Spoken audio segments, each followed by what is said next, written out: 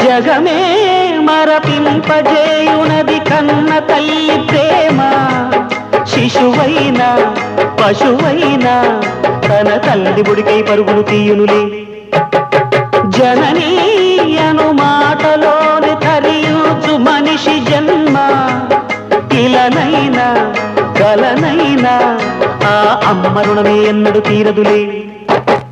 ప్రాణం నా ధ్యానం మా అమ్మ కోసమని, ఉన్న బ్రతికున్న మా అమ్మే లోకమని. బ్రహ్మైనా అమ్మంటే చాలు మొక్కుతాడురా, ప్రాణంగా చూసేది ఆ పాశమేరా.